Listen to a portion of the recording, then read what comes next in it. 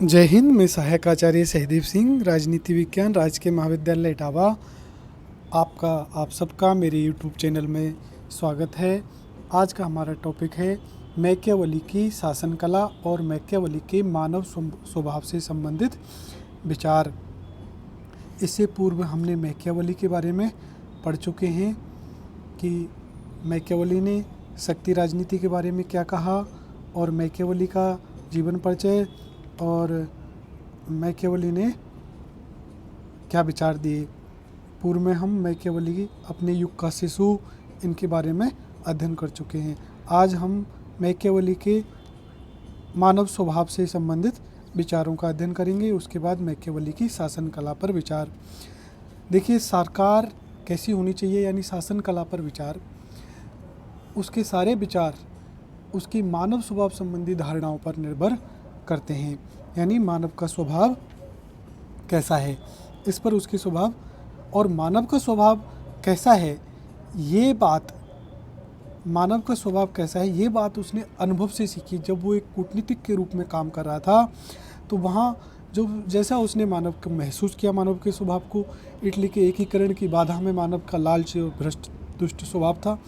इसलिए उसने मानव के स्वभाव के बारे में जो मान्यताएं रखी, जो धारणाएं रखी, वो कोई सिद्धांत नहीं है मानव के स्वभाव का, बल्कि वो उसकी मान्यताएं थी, वो आनुभाविक हैं।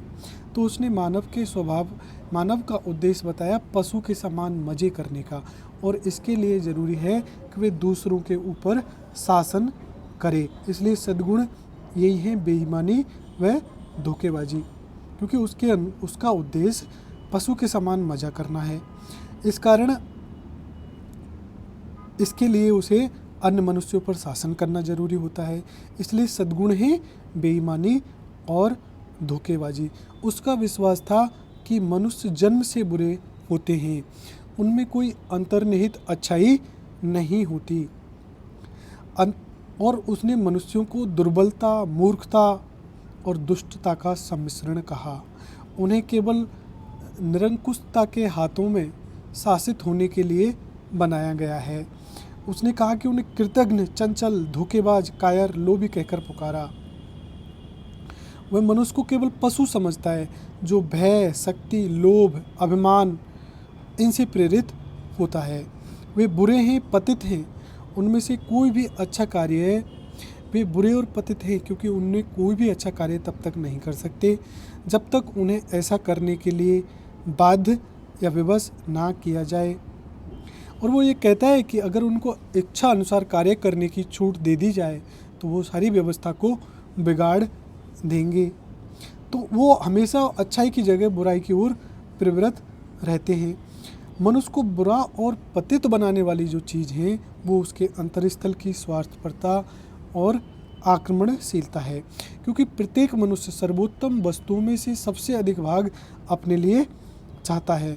वास्तव में यही शक्ति और आधिपत्य की जो मानवीय इच्छाएं हैं, इनकी कोई सीमा नहीं होती। इसलिए इसी कारण वो हमेशा संघर्ष और प्रतिस्पर्धा की स्थिति में बने रहते हैं जब तक उनको बल के द्वारा नियंत्रित ना किया जाए। और जो क्षुद्र जनता है वो सुरक्षा इसलिए चाहती है क्योंकि वो सुरक्षा चाहती है। इसी कारण वो कानून के बंधन को और नियंत्रण को स्वीकार कर लेती है। तन धन की सुरक्षा ही एकमात्र उपाय है। वो दूसरों का सहयोग केवल इसलिए करता है कि उसे सुरक्षा मिल सके, क्योंकि सुरक्षा के बिना शुभ या आनंद प्राप्त वस्तु की प्राप्ति का प्रश्न ही नहीं उठता। इसलिए उसके लिए सुरक्षा सबसे महत्वपूर्ण है। तो ये उसने मानव के स्वभाव के बारे में बताया। अब इसके कुछ परिणाम भी निकलते हैं कि मानव का स्वभाव ऐसा बताया तो निश्चित रूप से उसके राज्य की धारणा प्लेटो और अरस्तू से अलग है। प्लेटो और अरस्तू कहते हैं कि राज्य स्वाभाविक है, प्राकृतिक है और वो सद्गुण के लिए आया है अस्तित्व में। लेकिन मैकियावेली के अगर मानव स्वभाव को देखेंगे तो वो उससे यही परिणाम निकलेगा कि वास्तव में राज्य और ये समाज कोई स्वाभाविक और प्राकृतिक नहीं है, मनुष्य के सामाजिक स्वभाव का परिणाम नहीं है, बल्कि ये तो आकस्मिक हैं और बचाव और सुरक्षा के लिए अस्तित्व में आए हैं। और दूसरी बात यह है कि बुद्धिमान तथा सफल शासक जिन मानव प्रेरणाओं पर भरोसा रख सकता है वे अहंपूर्ण और स्वार्थपूर्ण हैं, नैतिक तथा परमार्थपूर्ण नहीं हो सकती। उसे अपनी नीतियों को नैतिक और आदर्शवादी आधार पर उचित ठहराने की आवश्यकता नहीं है। उसका एकमात्र उद्देश्य इतना शक्तिशाली बनना है कि वे प्रजा को सुरक्षा प्रदान कर सके जिसे वे चाहते थे, आरंभ में चाहते थे। तो मनुष्य सुरक्षा चाहता है क्योंकि वो अपना ऐश्वर्यपूर्ण जीवन आराम से जी सके। दूसरी बात यह है जो निष्कर्ष निकलता है वो है कि जो राजनीति का खेल है वह नैतिक सिद्धांतों से संचालित नहीं हो सकता। और एक परिणाम ये निकलता है कि जब मैकियावेली ने ये मान लिया कि मानव का स्वभाव अपरिवर्तनशील है, वो जन्म जन्मांतर से ऐसा ही रहा है और युग युगांतर में ऐसा ही रहेगा, तो फिर उसको नैतिक शिक्षा से, राज्य के द्वारा किसी भी प्रकार की शिक्षा से उसको बदला नहीं जा सकता। इसलिए उसको केवल शक्ति के द्वारा उसका दमन करके उसकी कुप्रवृत्तियों को नियंत्रण में लाया जा सकता है। तो ये उसके थे मानव स्वभाव के संबंधित विचार। आओ हम विस्तार से मानव स्वभाव के उसके विचारों के विवेचना करते हैं। देखिए, उसने अपने लक्ष्य की प्राप्ति के लिए सरकार को क्या साधन अपनाना चाहिए, इस प्रश्न का उत्तर मानव स्वभाव के बारे में दी गई धारणाओं से निर्धारित होता है। उसने मानव स्वभाव का कोई सिद्धांत नहीं बनाया, बल्कि बताया है कि उसका स्वभाव कैसा है। यह उसने अनुभव से बताया। उसके अनुसार मानव का स्वभाव पशु के समान मजे करने का है और सद्गुण वही है जिससे मज़ा मिले। इसके लिए मनुष्यों पर शासन करना जरूरी होता है। सद्गुण है बेईमानी, धोखेबाजी और चालबाजी। मनुष्य जन्म से बुरे होते हैं, उनमें कुछ अंतर्निहित अच्छाई नहीं होती। दुर्बलता, मूर्खता और दुष्टता का सम्मिश्रण उनमें होता है। वे बुरे और पतित हैं क्योंकि अच्छा कार्य वो तब तक नहीं करते जब तक उन्हें ऐसा करने के लिए विवश ना किया जाए। मनुष्य को बुरा बनाने वाली जो चीज़ है उसके अंतरस्थल की स्वार्थपरता और आक्रमणशीलता है। प्रत्येक मनुष्य सर्वोत्तम वस्तुओं का अधिकतम भाग अपने लिए चाहता है। इसी से शक्ति और आधिपत्य की मानवीय इच्छाओं की कोई सीमा नहीं होती। ये हमेशा संघर्ष की स्थिति बनी रहती है। क्षुद्र जनता सुरक्षा चाहती है और वो इसलिए चाहती है कि और इसीलिए वो कानून के बंधन को, नियंत्रण को स्वीकार करती है। सुरक्षा इसलिए चाहती है क्योंकि वो सुरक्षा के बिना कोई भी आनंदपूर्वक किसी भी वस्तु का उपभोग नहीं कर सकती, किसी भी वस्तु को प्राप्त भी नहीं कर सकती। इसलिए वो सुरक्षा चाहती है और सुरक्षा चाहती है इसलिए वो कानून के बंधन के और नियंत्रण को स्वीकार करती है। अब मानव पहले आधारभूत आवश्यकताओं की पूर्ति के लिए संघर्ष करता है। आधारभूत आवश्यकता की पूर्ति जैसे सुरक्षा होती है। उसके बाद जब वो उसको आधारभूत आवश्यकताओं की पूर्ति हो जाती है तो वो ऐश्वर्य और शक्ति की ओर लालायित होते हैं। और जब ऐश्वर्य और शक्ति जब उनको प्राप्त हो जाती है तो ये था मानव के स्वभाव का विश्लेषण। मानव के स्वभाव के बारे में उसने आनुभविक पद्धति का उपयोग किया क्योंकि कूटनीतिक के रूप में उसने ये कहा कि मानव का स्वभाव ऐसा ही देखा। उसके अनुसार स्वार्थी व्यक्तियों को नियंत्रित करने के लिए एक शक्तिशाली राजा अनिवार्य है। सेबाइन ने कहा कि मैकियावेली ने मानव स्वभाव सार्वभौमिक अहमवाद पर आधारित है। सार्वभौमिक अहमवाद का मतलब कि सभी व्यक्तियों का स्वभाव जैसा उसने बताया कि स्वार्थी है, लालची है, ऐसा है। और मैकियावेली ने माना कि स्वार्थी व्यक्तियों को नियंत्रित करने का एक ही तरीका है, वो क्या है? शक्तिशाली राजा। और मैकियावेली ने कहा कि व्यक्तियों का स्वभाव स्वार्थी है इसलिए कि उसे प्रेम से शासन संभव नहीं है। भय के द्वारा पैदा किया गया प्रेम स्थायी होता है। कहा भी गया है कि बिन भय होए न प्रीति थी। जब भगवान राम लंका की चढ़ाई करने के लिए समुद्र से अनुनय विनय कर रहे थे तो समुद्र ने जगह नहीं दी। तभी ये बात आई कि भय बिन होए न प्रीति। जब भगवान ने अपने धनुष निकाला और समुद्र को धमकाया तो वो हाथ जोड़ के खड़ा हो गया कि जाइए। तभी कहा कि भय बिन होए न प्रीति। इसी प्रकार यह कहा गया है कि प्रेम से काम नहीं चलेगा, भय से जो प्रेम पैदा किया गया है वो उपयोगी और स्थायी होता है। उसने कहा कि राजा को सतर्कता बरतनी चाहिए,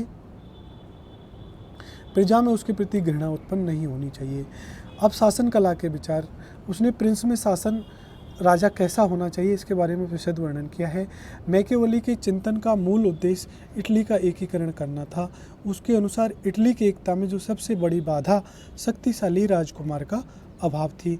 जब इटली और फ्रांस में शक्तिशाली राजाओं का उद्भव हो चुका था, इटली की एकता में दूसरी सबसे बड़ी बाधा वहाँ का शक्तिशाली चर्च था, जो राजा के कार्यों में बाधा उपस्थित करता था। और एक बाधा इटली की जनता का स्वभाव था, जो लालची, भ्रष्ट और दुष्ट था।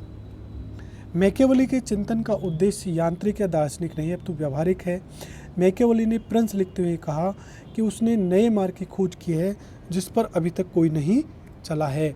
मैकियावेली के अनुसार एक शक्तिशाली राजा ही शक्तिशाली इटली का निर्माण कर सकता है। इसके अनुसार शेर और लोमड़ी जैसी गुण राजा में होने चाहिए। शेर के गुण क्या है, लोमड़ी के गुण क्या है? शेर साहसी होता है, लोमड़ी चालाक होती है।